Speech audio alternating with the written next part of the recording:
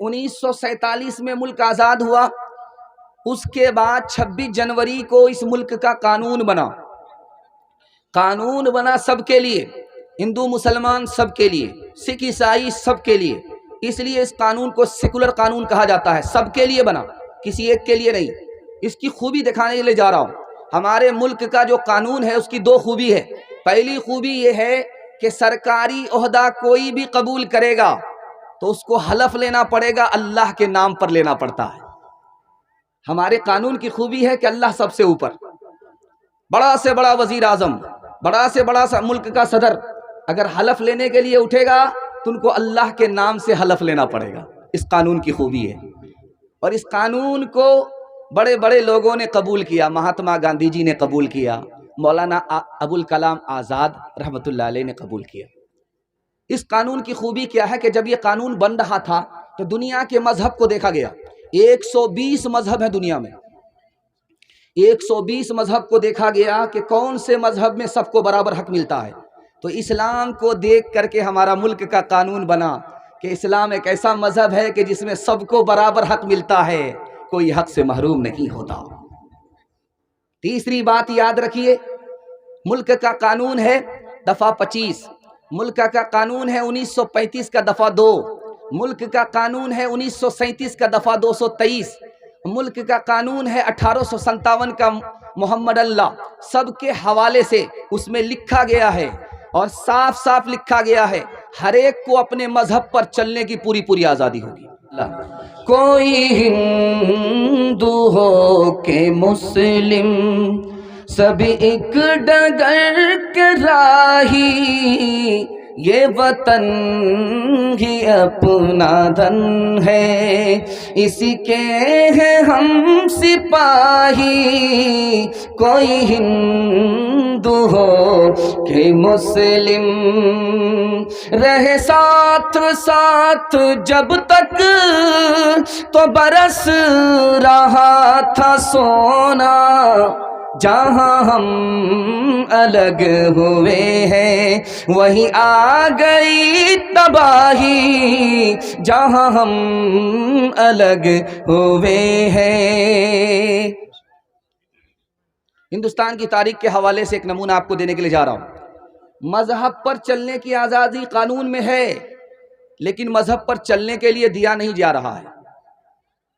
क्या कहा कि दूसरी शादी वो नहीं कर सकता जो सरकारी सर्विस कर रहा है, जबकि मजहब में दूसरी शादी है। वही तलाक काबिल कबूल है जो अदालत कबूल करे, जबकि मजहब में है कि मर्द तलाक दे सकता, औरत खुला ले सकती है। 280 दिन के बाद जो बच्चा पैदा होगा वो बाप का नहीं होगा, जबकि मजहब में लिखा है कि 2 साल के अंदर बाप के मरने के बाद अगर बच्चा पैदा होगा तो उसी बाप का होगा। मुंह बोला बेटा अपने बेटे के बराबर नहीं हो सकता, वो नकली बेटा है या असली बेटा है। खानदानी मंसूबाबंदी, हम दो हमारे दो, अगला बच्चा भी नहीं, 2 के बाद कभी नहीं, कम संतान सुखी किसान। मजहब में पूरी आज़ादी है कि 2 से ज़्यादा बच्चे भी आपको हो सकते। बच्चे खुदा की नेमत है, खुदा ने उसको लाया। अगर हमारे माँ बाप भी गलती करते तो हम भी नहीं आते। लेकिन फैमिली प्लानिंग की बात हो रही है। एक मिसाल पर पैगाम ख़त्म कर रहा हूँ।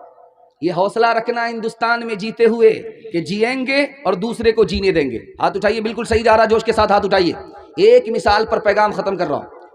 सुल्तान सिकंदर लोधी, सुल्तान सिकंदर लोधी इस हिंदुस्तान पर हुकूमत करने वाला बादशाह था।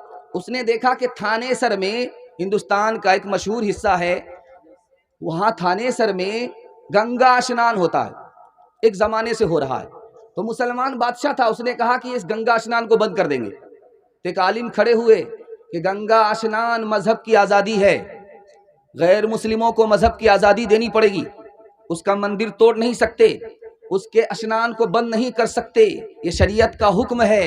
अब तुम्हारी मर्जी है, जो चाहो वो करो, मुझे शरीयत का हुक्म बता देना था। तो बादशाह को आलिम के आगे घुटने टेकना पड़ा और अब फैसला वापस लेना पड़ा। इंशाअल्लाह इस हिंदुस्तान में न खुद अपने धर्म पर चलेंगे, दूसरे को चलने नहीं देंगे। हाथ उठाइए। फिर अमनो एहतजाज का परचम उठाइए, तफरीक व इख्तिलाफ दिलों से मिटाइए, अपने वतन की अज़मतो शौकत बढ़ाइए, आज़ाद के उसूल को रहबर बनाइए, मुज़मर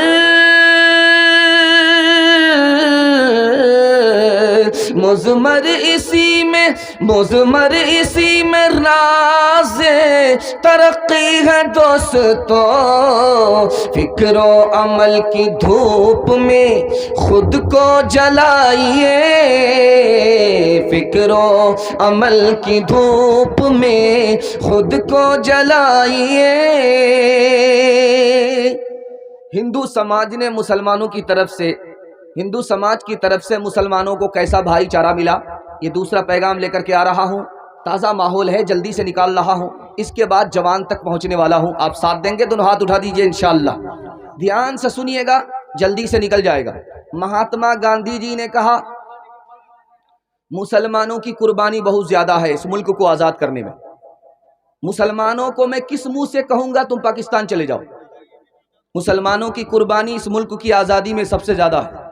जिस वक्त हिंदू समाज सो रहा था उस वक्त मुसलमान जाग रहा था। मैं किस मुंह से कहूँ मुसलमान को कि तुम पाकिस्तान चले जाओ? आज़ादी उसकी कुर्बानी से, उसको कैसे कह सकता हूँ कि तुम पाकिस्तान चले जाओ? जवाहरलाल नेहरू, उन्होंने कहा कि मुसलमान बादशाह जब इस मुल्क में हुकूमत करते थे तो मुल्क ज़्यादा खुशहाल था। इतना खुशहाल था, इतना खुशहाल था, जितना खुशहाल ईरान था उससे ज़्यादा खुशहाल हिंदुस्तान था। मुसलमान हुक्मरान, मुसलमान बादशाह जब हुकूमत करते थे हिंदुस्तान में तो हिंदुस्तान माला माल था, और जब अंग्रेज आया तो हिंदुस्तान कंगाल हो गया। तीसरी बात याद रखिए, एक गैर मुस्लिम है, उनका नाम है डॉक्टर ताराचंद। उन्होंने कहा कि मुसलमान इस मुल्क का इतना वफादार है, इतना वफादार है, इतना वफादार है कि बाहर की ज़बान मुसलमान की अरबी फ़ारसी थी, मुसलमानों ने अरबी फ़ारसी को छोड़ दिया। मुल्क की ज़बान हिंदी और उर्दू है, हिंदी उर्दू दोनों इस्तेमाल करने लगा। मुसलमानों ने बाहर की ज़बान छोड़ दिया, मुल्क की ज़बान को पकड़ लिया, इतना वफादार है। मुरारजी भाई देसाई थे, उन्होंने सोमनाथ के पास मंदिर थी, मस्जिद थी, वीरान पड़ी हुई थी। मुसलमानों से कहा कि एक मौज़िन दे दो, मैं जेब से पैसा दूंगा, एक इमाम दे दो, मैं जेब से पैसा दूंगा। मैं नहीं चाहता हूं कि इस हिंदुस्तान में जिसमें हिंदू मुसलमान भाई भाई बनकर के जिंदगी गुजारते हैं, मंदिर तो आबाद रहे, मस्जिद वीरान हो जाए। आखिरी मिसाल पर पैगाम खत्म कर रहा हूं। राजा जनक, आपने सुना होगा कि सीता जी किसकी बेटी थी? राजा जनक की बेटी थी। राजा जनक के दौर की एक मस्जिद थी, उसको गैर मुस्लिमों ने तोड़ दिया। हिंदू राजा के पास मुकदमा आया, उन्होंने मंदिर तोड़ने, मस्जिद तोड़ने वाले को सजा दी और 1 लाख बालोटरा गुजराती सिक्के जुर्माना में दिया कि जाओ तुम मस्जिद बनाओ, जाओ तुम मीनारा तामीर करो। ये हो नहीं सकता कि जिस राजा की हुकूमत में हिंदू मुसलमान भाई बनकर के जिंदगी गुजारें, वहां मंदिर तो आबाद रहे, मस्जिद वीरान हो जाए। इंशाअल्लाह मस्जिद टूटने पर गम होगा, नमाज छूटने पर गम नहीं होगा। हाथ उठा दीजिए।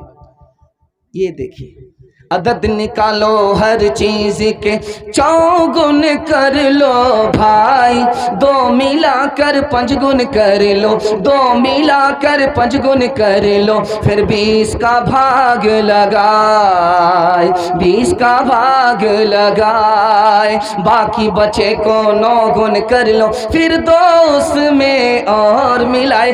कहत कबीरा सुन भाई साधो, नाम मोहम्मद के आए, नाम मोहम्मद के आए, तब तक सुंदर मादी को यहाँ बिना मोहम्मद पार नहाया, बिना मोहम्मद पार नहाया।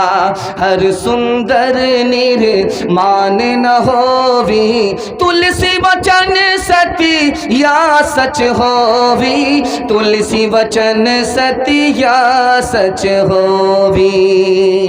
यौम जमहूरिया के हवाले से आखिरी पैगाम सुनने के लिए तैयार हैं?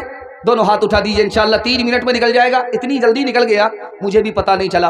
अल्लाह आपकी मोहब्बत को सलामत रखे। जो जिस हाल में उसी हाल में सुन रहा है, आपके छोटे छोटे बच्चे भी जाग रहे हैं, अल्लाह इनके मुक़द्दर को जगा दे, आपके मुस्तक़बिल को अल्लाह